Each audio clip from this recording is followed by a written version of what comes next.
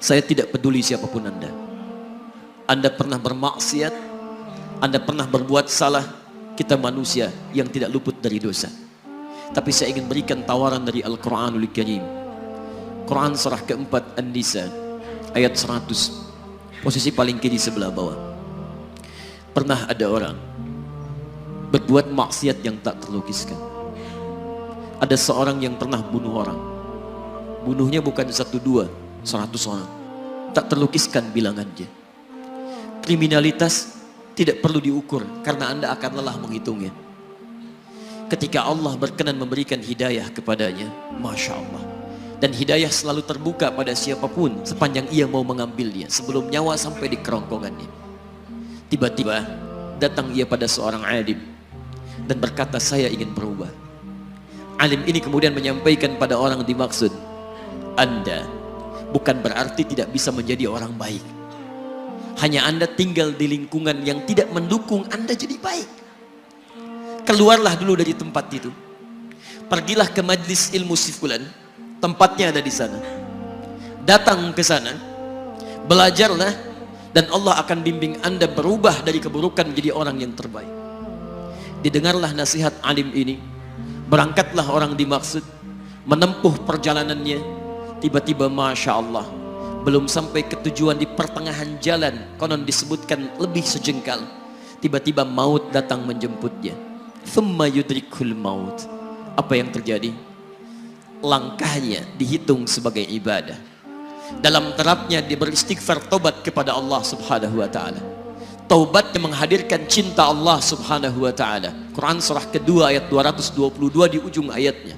Innallaha yuhibbut tawwabin. Allah mencintai orang-orang taubat. Dan cinta Allah menghadirkan ampunan bagi seluruh dosanya. Quran surah ketiga Ali Imran ayat 31, paling kiri sebelah atas. Qul in kuntum tuhibbunallaha fattabi'uni yuhibbukumullah. Allah cintai orang yang mau taat pada Rasulnya. Lihat, ketika Allah mencintai seorang hamba, wa yaghfir lakum dzunubakum, Allah ampuni seluruh dosa-dosanya.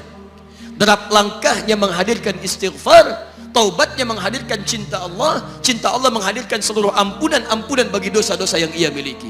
Maka apa yang terjadi? Di tengah perjalanan maut menjemputnya, thumma yudrikhul maut faqad waqa'a ajruhu 'ala Allah. Dan pahala diberikan kepada orang tadi.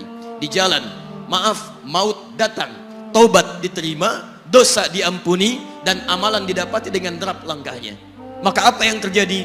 Thumma yudrikhul maut faqad waqa'a ajruhu 'ala Allah. Pahalanya dituliskan oleh Allah, dakhalal jannah, kata Nabi, masuk surga orang ini.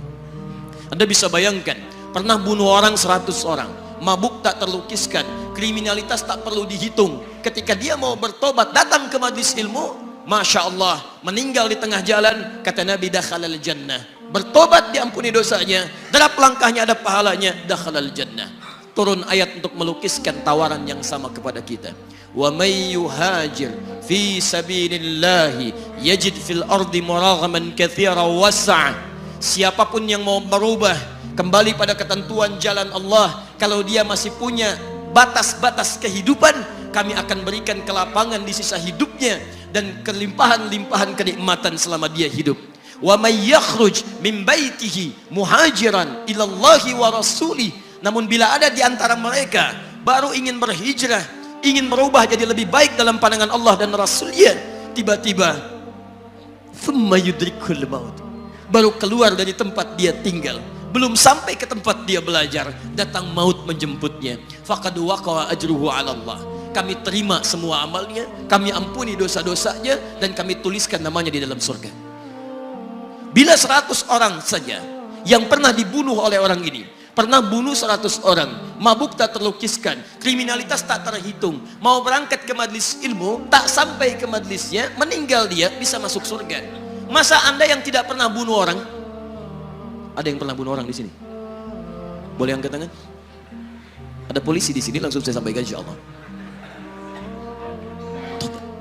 Anda gak pernah bunuh orang, Anda tidak pernah mabuk, Anda tidak pernah berbuat kriminalitas seperti orang dulu. Salah, wajar, tapi pintu tobat terbuka untuk kita semua. Masya Allah, bedanya dengan orang tadi belum sampai ke majlis ilmu, Anda sudah hadir di dalamnya, langsung di rumah Allah, diberikan tempat yang terbaik, dan kita akan belajar. Kalau dengan semua ini belum mempermudah Anda ke surga, dengan cara apa lagi Allah mesti mengantarkan Anda ke surga? Kalau dengan duduknya Anda di sini belum mau juga bertobat, dengan cara apa lagi Allah harus membimbing Anda bertobat? Kalau dengan seperti ini belum juga Anda taat kepada Rasul, dengan cara apa lagi Allah mesti meyakinkan Anda untuk taat kepada Rasulullah SAW? Karena itu teman-teman sekalian, mari kita pelajari ilmunya, dan dengan ilmu itu akan membimbing kita insya Allah kembali kepada Allah sampai mengajak keluarga kita ke surga insya Allah.